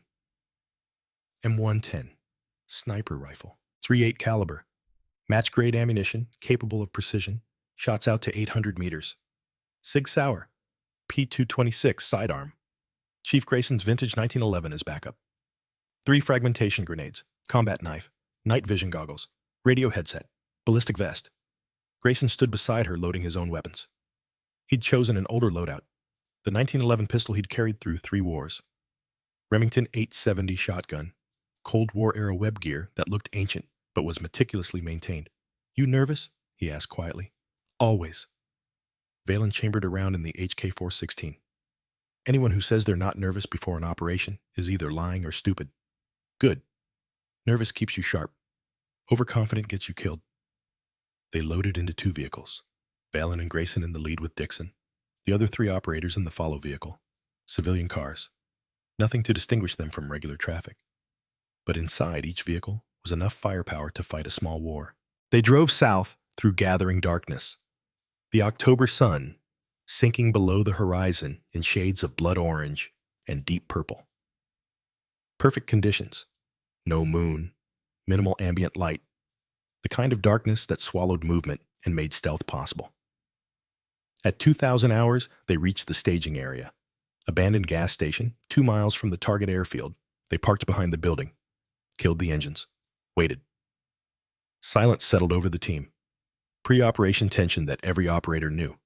The minutes before action, when fear and focus competed for dominance. Valen checked her watch. 15 hours. 45 minutes until scheduled contact. Her phone buzzed. Encrypted message from SOCOM intelligence. Real-time satellite update. She opened it. felt her chest tighten. Chief, we have a problem. Grayson looked at the screen. His expression darkened. Satellite imagery. Time-stamped 30 minutes ago. A civilian sedan parked 3 miles from the airfield, hidden behind an abandoned warehouse. The license plate was visible. Colonel Warren Ashford's vehicle. Son of a bitch. Grayson's voice was cold. He's running. Going to disappear with Novak. Valen pulled up Fort Bragg's exit logs. Ashford had departed base at 1900 hours. Destination listed as medical appointment for his wife. But his wife's appointment wasn't until tomorrow morning. He knew we were coming for him, Valen said. He's going to warn Novak, or join him. Either way, he's at that airfield. Changes the mission, Grayson said. 2 high-value targets instead of 1. Both armed. Both desperate. Can you handle him? Valen's question was direct. No room for pride or ego. Just tactical assessment. Grayson met her eyes. Warren Ashford was my student 20 years ago. I taught him everything he knows about combat. He's good, but I'm better, and I'm angry. That combination makes me very, very effective. If he's there, he'll fight. I'm counting on it. That man destroyed everything we stand for, betrayed his oath, his Marines, got Thomas Hayes killed. Grayson's jaw tightened. He needs to answer for that, and if he wants to do it with violence, I'll accommodate him. Valen updated the tactical plan. 2 primary targets, Novak and Ashford. Capture both alive if possible. Terminate if necessary to protect the team. She looked at Grayson. He nodded. Ready. She looked at the 4 NCS operators. They nodded. Ready. Let's go hunting, she said. They moved through darkness like shadows with purpose. Valen took point, leading them cross-country toward the water tower. That would be her overwatch position. The night was clear, stars visible overhead, temperature dropping into the low 60s. She reached the water tower at 20:40 hours, climbed the access ladder silently, rifle slung across her back, 200 feet of vertical steel.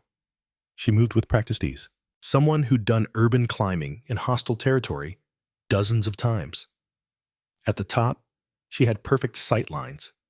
The airfield spread below, runway, hangars, 620 meters, well within effective range. She set up her position. M110 rifle on stable rest, scope dialed in. Night vision providing clear visual on the runway. Radio check. Overwatch in position. Eyes on target area. Runway clear. No contacts. Grayson's voice came back through her earpiece. Ground team advancing. 2 minutes to position.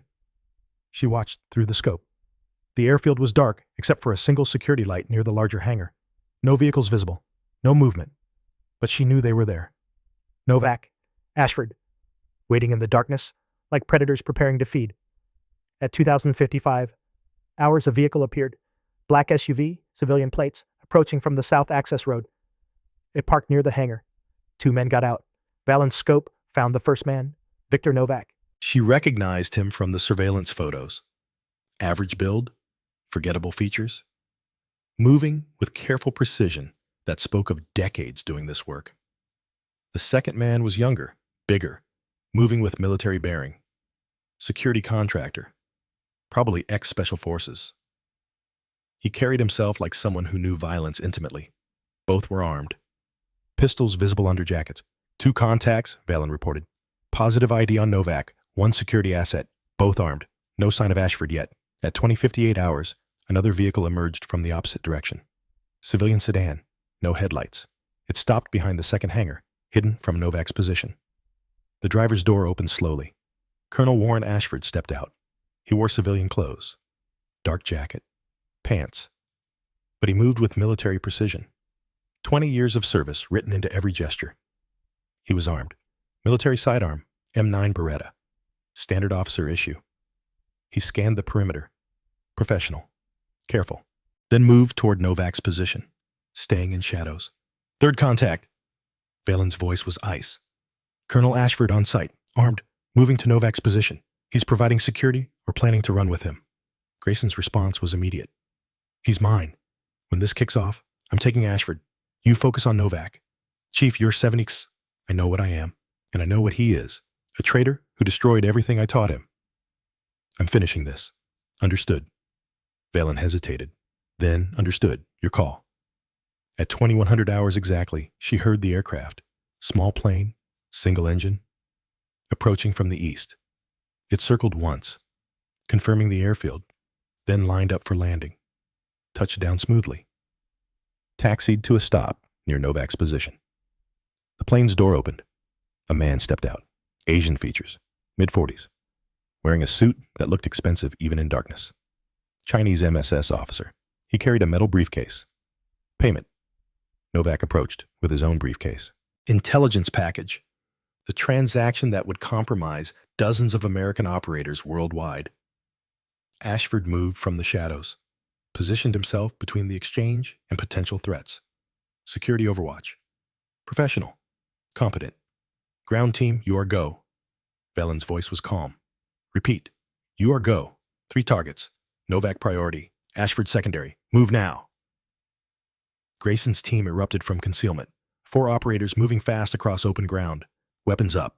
Flashlights activated. Voices shouting commands. Federal agents on the ground, hands where we can see them. Novak reacted instantly. Grabbed the MSS officer, used him as shield, pulled a sidearm. His security contractor opened fire. Muzzle flashes bright in darkness. Velen's rifle cracked once. Single shot. 620 meters. The security contractor dropped. Clean headshot. Perfect. But Ashford was moving, providing covering fire. Professional bursts, keeping the NCIS team pinned while Novak dragged the MSS officer toward the plane. Warren? Grayson's voice cut through the chaos. It's over, stand down. Ashford's response was more gunfire. But Valen saw something in the way he aimed. Shooting to suppress, not to kill. Still a soldier underneath the treason. Still unable to kill Americans even while protecting his escape. I can't go to prison, Marcus, Ashford shouted. My wife needs me. She's dying. And Thomas Hayes is dead. Grayson broke from the team, running directly at Ashford with speed that seemed impossible for a 70-year-old man. You killed him. You killed 6 good Marines. Ashford turned, aimed, his finger on the trigger, but he couldn't pull it. Couldn't shoot the man who'd trained him, who'd been his mentor, his friend. That hesitation cost him. Grayson closed the distance. 20 years of age difference, but 50 years of experience. He moved like water, deflected Ashford's aim, struck the weapon from his hand, drove a palm strike into Ashford's solar plexus that folded him in half. They went down together. 2 old soldiers, former brothers, now enemies. Meanwhile, Novak was almost at the plane, MSS officer struggling, trying to break free. Valen tracked them through her scope. No clear shot. Too much movement. Too much risk. She abandoned the rifle, descended the water tower at speed that bordered on reckless. 200 feet in 30 seconds. Her boots hit concrete, and she was running. 620 meters. Sprint pace. Full tactical gear. Her lungs burned. Her legs screamed. She ran anyway. On the tarmac, Grayson and Ashford were still fighting, grappling, both exhausted, both too stubborn to quit. Ashford landed a punch. Grayson's head snapped back, but he didn't go down, countered with an elbow strike that opened a cut above Ashford's eye. You were better than this, Warren. Grayson's voice was grief and fury mixed. You were supposed to be better. I had no choice. Ashford's words came between gasps for air. The medical bills were $500,000. The VA wouldn't cover experimental treatment. I was desperate. Desperation doesn't justify treason. Grayson hooked Ashford's leg, executed a textbook takedown, mounted him, fist cocked back. You sold your brothers. You sold Marines who trusted you. You sold Thomas Hayes. Ashford's face crumpled, fight draining out of him. I know, God help me, I know what I did. Grayson's fist trembled. 40 years of discipline warring with 40 years of anger. Then he lowered his hand. You don't deserve a quick end. You deserve to live with what you've done every single day in Leavenworth, thinking about the men you killed. He secured Ashford with flex cuffs, sat back, breathing hard, 70 years old, and he'd just taken down a man 30 years younger. Valen reached the plane as Novak climbed the stairs, MSS officer ahead of him. Gun to the man's back, using him as continuous shield. Federal agent, Valen's voice rang out. Release the hostage. You're surrounded. Novak turned. Saw her. Saw a woman. Alone. No team backing her. He smiled. Cold. Calculating. I don't think so, Commander. I'm getting on this plane, and you're going to let me. Because if you don't, I kill him. He pressed the gun harder against the MSS officer's spine. And then I kill you. You won't get far. Every base in the country is looking for you. Every agency. You're finished, Victor. I've been finished before. I always come back. He climbed another step. Berlin, 1989. They thought they had me then, but I disappeared. I'll disappear again. Not this time. Valen moved. Not toward him. Toward the plane's landing gear. Trusting her analysis. Trusting her instinct. Novak tried to track her, but with the MSS officer between them, his angle was wrong. He had to choose. Maintain the shield or get a shot. He chose the shot. Shoved the MSS officer aside. Aimed at Valen. She was already diving. Rolling. Coming up behind the landing gear with her Sig Sauer drawn. Novak fired. 3 rounds. All missed. Hitting concrete where she'd been. Valen returned fire. 2 shots. Both aimed at legs. Non-lethal. They needed him alive. The first shot missed. The second caught his thigh. He went down. Weapons skittering across tarmac. She was on him in seconds. Kicked the gun away. Planted her knee on his chest. Gun to his temple. Move, and you die. Novak looked up at her. Blood spreading from his leg. Recognition in his eyes. You're good. Better than I expected. I had an excellent teacher.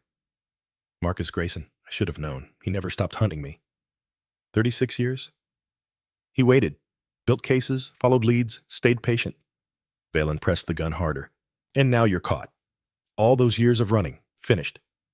The NCS team secured both Novak and the MSS officer. Medical was called for Novak's leg wound. Not serious. He'd survive to face trial. Grayson approached, leading a handcuffed Ashford. The colonel's face was battered, defeated. The look of a man whose life had ended, but his body hadn't figured it out yet. Got them both, Grayson said. You all right? Valen gestured to the cut on his cheek. Blood from Ashford's punch. Been worse. This one barely counts. They loaded the prisoners into separate vehicles. Novak and Ashford wouldn't ride together, wouldn't communicate, wouldn't coordinate stories. Each would face justice alone. Ashford looked at Valen as they secured him in the vehicle. Commander Cross, I don't expect forgiveness. Don't deserve it. But I want you to know. He swallowed. I'm sorry. For 15 years ago. For what we did to you. For hiding behind the system. For everything. Valen's expression didn't change. Your apology means nothing. Words are easy when you're caught. You had 15 years to make things right. You chose treason instead. I know, but I can still help. I have information. Complete network. 12 sources across 4 bases. Names. Communications. Everything. He met her eyes. Thomas Hayes was a good man. His daughter deserves to know her father was avenged. Let me give you that. We'll see. Right now, you're just another traitor headed to Leavenworth. They drove back to Fort Bragg in the darkness before dawn. Mission complete. 2 high-value targets captured. Intelligence package secured. No friendly casualties. In the lead vehicle, Grayson sat quiet, looking out the window at landscape passing, thinking about Berlin, about 36 years of hunting, about finally catching the man who'd betrayed everything. Okay. How does it feel? Valen asked quietly. After all these years, finally getting him. Grayson was silent for a long moment. Then, empty. I thought it would feel like justice, like closure. But mostly, it just feels like I'm old and tired. And all the men who died while I was chasing him are still dead. You saved future victims. That counts. Does it? Or did I just take too long? How many died because I didn't catch him in Berlin? How many because I didn't see Ashford's betrayal coming? Valen reached over, placed her hand on his. You taught me that justice is slow, that patience wins. That survival means playing the long game. You were right. Tonight proves it. Tonight proves I'm getting too old for field work. Tonight proves you're still the best teacher I ever had, and the best operator I have ever worked with. She squeezed his hand. Thank you, Chief, for everything, for saving me 15 years ago. For tonight. For all of it. Grayson finally smiled. Small, tired, but real. You did the work, Commander. I just provided the history. We're a good team. The best. 3 days later, Colonel Warren Ashford sat in an interrogation room at Fort Bragg, alone, No lawyers present. He'd waived his right to counsel, said he wanted to make a statement. Valen entered, sat down across from him. Ashford looked terrible. The cuts and bruises from his fight with Grayson were healing, but something deeper was broken. He'd aged 10 years in 3 days. Commander Cross? His voice was hoarse. Thank you for seeing me. You said you had information. Complete network. I'm here to verify that claim. He pulled something from his pocket. USB drive. Placed it on the table between them. Everything. Victor Novak's entire operation. 12 sources across Fort Campbell, Fort Hood, Camp Pendleton, and Marine Corps Base Quantico. Names. Communication protocols. Payment structures. Bank accounts. Meeting locations. Intelligence they've already sold, and intelligence they plan to sell. Valen picked up the drive. Why give this up? Because Thomas Hayes was a good man. Ashford's voice broke. He trained under me 20 years ago. Fresh corporal. Eager. Dedicated. He called me Uncle Warren. His daughter Maya probably doesn't remember me, but I remember her. Little girl. Maybe 5 years old. She'd visit base with her mother and run up to hug her dad. Tears ran down his face. I killed that man. I killed Uncle Tom, so Maya could grow up without a father, because I needed money. He looked at Valen. I can't fix that. Can't bring him back. But maybe I can stop the others.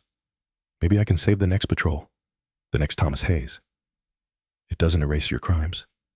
I know, but maybe it means something. Maybe it honors the men I betrayed. Valen stood, pocketed the drive. You'll still face full military justice, life in Leavenworth. No reduction in sentence for cooperation. I understand. Your wife will die while you're in prison. You won't be there for her final days. I know. Fresh tears. That's my punishment, living with my choices. Knowing I destroyed everything for money that couldn't save her anyway. Valen walked to the door, stopped, looked back. For what it's worth, Colonel, Thomas Hayes was twice the man you'll ever be. He died with honor. You'll die with nothing but shame. She left him there, alone with his guilt and his consequences. 2 months later, the court-martial proceedings concluded. The courtroom was packed. Media, military personnel, family members of the fallen, all watching as military justice executed its will with inexorable precision. Valen testified first. Detailed account of the investigation. The evidence. The intelligence network. Her testimony was clinical, professional, emotions locked down. Then Kira Hayes took the stand. She wore her dress uniform, stood straight, spoke clearly despite tears. My father was Sergeant Thomas Hayes, 20 years in the Corps. He loved his country. He loved the Marines he served with. Her voice was strong. Commander Cross gave me back my father's honor. She proved he didn't die because he was careless. He died because someone he trusted betrayed him. She pulled out her father's dog tags. Commander Cross carried these for 6 months, over her heart, because she knew my father deserved justice. Kira looked directly at Brett Ashford, at Garrett Wolfe, at Callum Merrick. You took my father from me for credit card debt, for gambling debts, for things that don't matter. Then she looked at Colonel Ashford. And you. My father called you Uncle Warren. He trusted you, and you sold him to his enemies. Her voice didn't waver. But you didn't win, because his death exposed you, forced accountability, made the system work. My father didn't die in vain. He died a hero. You'll die forgotten traitors. The verdicts came within hours. Brett Ashford Garrett Wolfe, Callum Merrick, dishonorable discharge, 15 to 25 years federal prison. Colonel Warren Ashford, life imprisonment without parole. No credit for cooperation. Victor Novak, death penalty, treason, espionage. 36 years of betrayal, ending in federal execution. Justice. Slow, patient, complete. 6 months later, Arlington National Cemetery, gray November morning. Cold wind, carrying the scent of coming winter. But hundreds attended, Marines in dress uniform. Veterans, families, people who understood the debt owed to those who served. 6 coffins draped in American flags, empty, symbolic. The bodies had been buried months ago, but the ceremony was for honor, for recognition, for justice finally delivered. Admiral Briggs presented the medals, 6 Purple Hearts, posthumous. He spoke about service, Sacrifice. The cost of freedom paid by those who wore the uniform. Then Valen stepped forward. She wore dress blues, every ribbon earned through 15 years of service. On her chest, near her heart, Thomas Hayes's dog tags, permission granted by his daughter. Sergeant Thomas Hayes, Corporal William Drake, Private Daniel Reeves, Lance Corporal Scott Mitchell, Private First Class James Burke, Staff Sergeant Raymond Lynch. Her voice carried across rows of white stone. These men died, believing they were doing their duty. They were right. They died as Marines, warriors, Americans who put service above self. They were betrayed by people they trusted, people who wore the same uniform, people who forgot that the uniform demands honor, demands integrity, demands that we protect those who serve beside us. We can't bring them back, but we honored their memory. We held accountable those who betrayed them. We made their sacrifice mean something. She looked at the gathered crowd. These men rest among heroes. They earned that place, and we who survive owe them a debt we can never repay. But we can try, every day, every mission, every time we put on this uniform and remember what it means. Semper Fidelis, always faithful, not just words. A promise. After the ceremony, Grayson found Valen near Thomas Hayes's symbolic coffin. Hell of a speech, he said quietly. Hell of a mission. They stood together, two warriors who'd hunted ghosts and found justice. 36 years, Grayson said. I've been chasing Victor Novak for 36 years. Now he's finally caught, sentenced, waiting for execution. He paused. I thought I'd feel different, vindicated, maybe triumphant. But mostly I just feel old. You earned this, Chief. You never gave up, never stopped hunting. You taught me that patience wins, and you proved it. You did the work, built the case, caught them all. He smiled. I just provided historical context.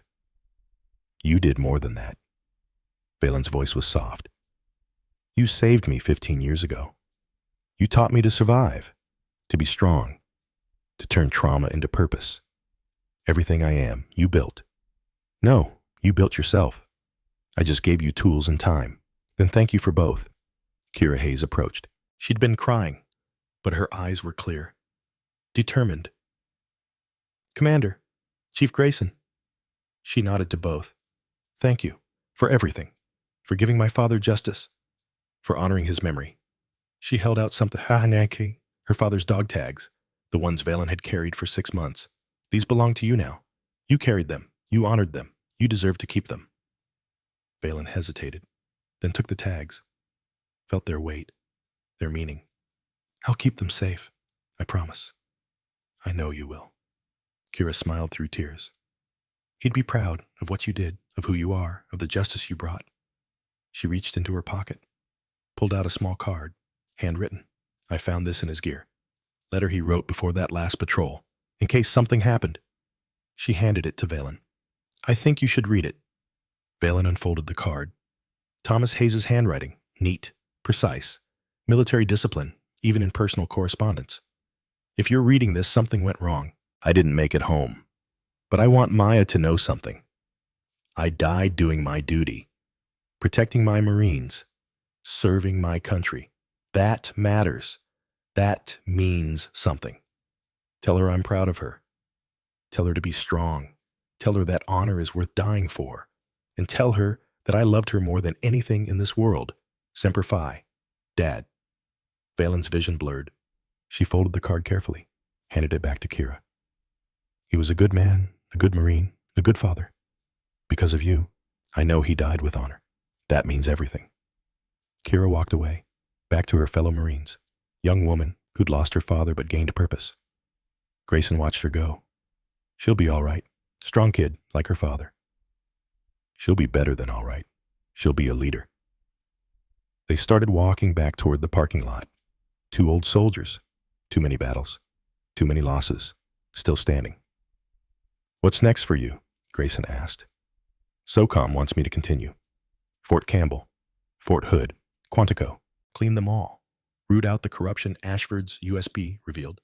Long mission. Years probably. 2 or 3 at least, maybe more depending on what I find. She looked at him. I could use a consultant. Someone with experience. Someone who understands how these networks operate. I'm 70 years old, retired, earned my rest. I'm not asking you to run operations. Just advise. Provide tactical expertise. Help me understand the patterns. She paused. Help me finish what we started. Grayson was quiet for a moment, looking at the rows of white stones, all the warriors who'd given everything. All right, but on one condition. What? You take point. You lead. I'm support only. No arguments. No trying to protect the old man. You're the operator now. I'm just the guy who remembers history. Deal. They shook hands. Partnership renewed. Mission continuing. When do we start? Grayson asked. 3 weeks. Fort Campbell. Intelligence suggests a network even larger than Fort Bragg's. More sources, more corruption. Going to take time to unravel. Then we better get started. 1 year later, Fort Bragg had transformed. Not in visible ways. Buildings looked the same. Training yards unchanged. But the culture was different. The way personnel moved through daily operations. The confidence in the system. The belief that reporting problems would result in action rather than retaliation. The reforms were operational. Independent reporting system. Real investigations. Real consequences. 5 more Marines discharged for harassment. 3 officers formally reprimanded. 1 senior NCO removed for covering up assault complaints.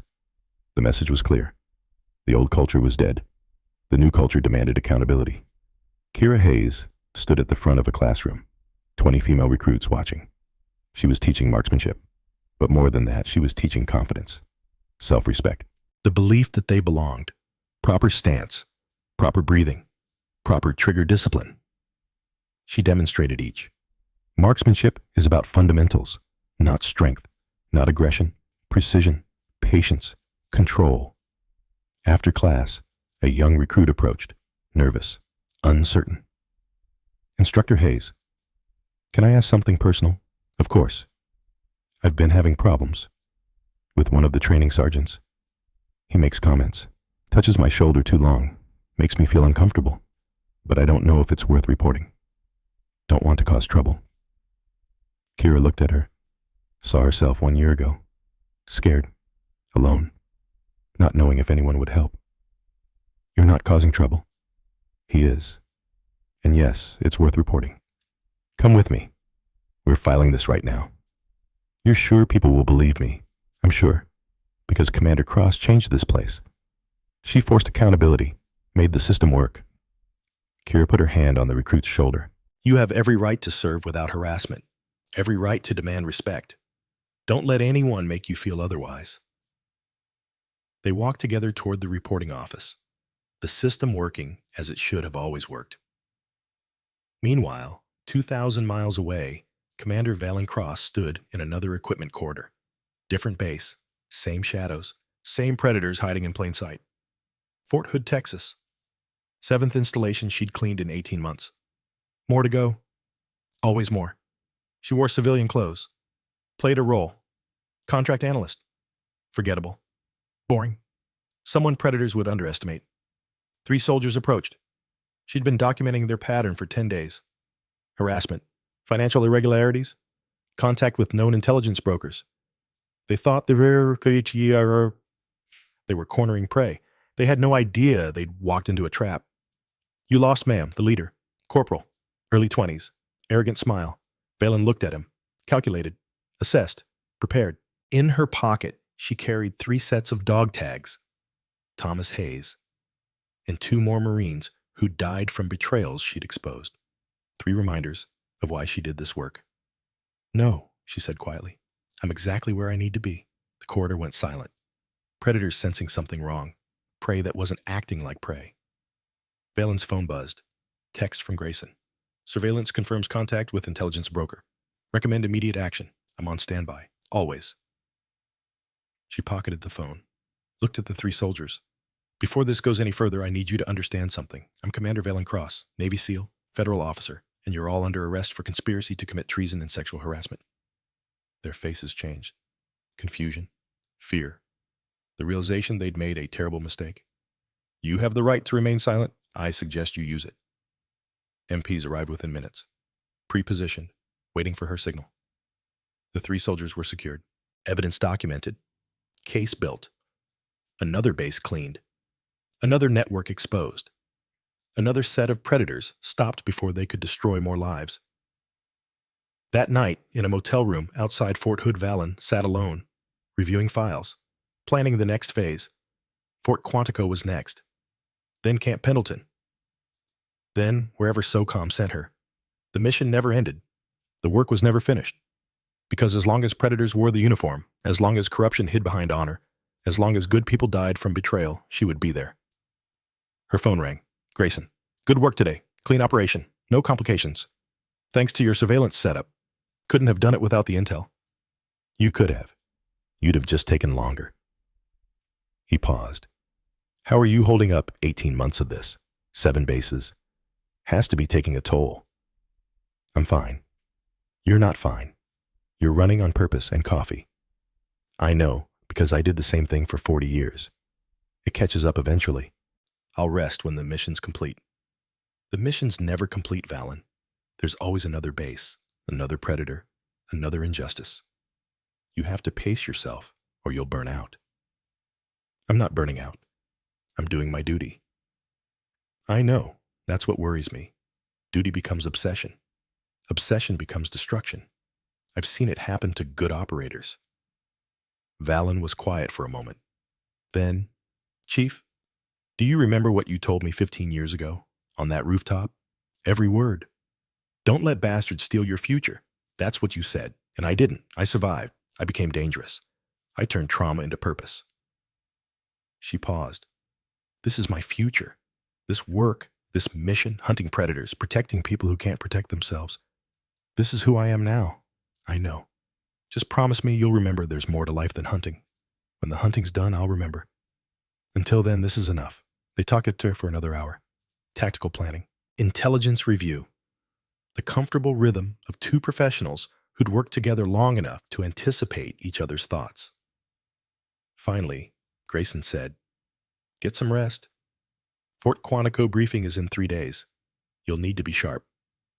Always am? I know. That's why you're the best. They hung up. Valen sat in silence, looking at the 3 sets of dog tags on her desk. Thomas Hayes, Corporal William Drake, Private Daniel Reeves. 3 men who died from betrayal. 3 reminders of why the mission mattered. She picked them up, felt their weight, their meaning. I'm still carrying you, she whispered. Still honoring your memory. Still making sure no one else dies the way you died. She placed them carefully back on the desk, opened her laptop, started reviewing files for Fort Quantico. The work never stopped. The mission never ended. But that was all right. Because Commander Valen Cross wasn't the woman who'd stood on that rooftop 15 years ago. She wasn't the victim who'd been broken and dismissed. She was the ghost who'd returned from the dead. The warrior who'd turned trauma into purpose. The reckoning that haunted predators in the darkness. And she would continue, base after base, predator after predator, until the system was clean or she was dead. Semper Fidelis, always faithful, to the fallen, to the mission, to the promise she'd made, justice, honor, accountability. These weren't just words. They were her purpose, her life, her reason for surviving when survival seemed impossible. She closed the laptop, lay down on the motel bed, closed her eyes. Tomorrow would bring new battles, new predators, new missions. But tonight she rested, knowing that Thomas Hayes and the others could rest too. Because the ghost was still hunting, still protecting, still ensuring that their deaths meant something. And she would never stop. Never.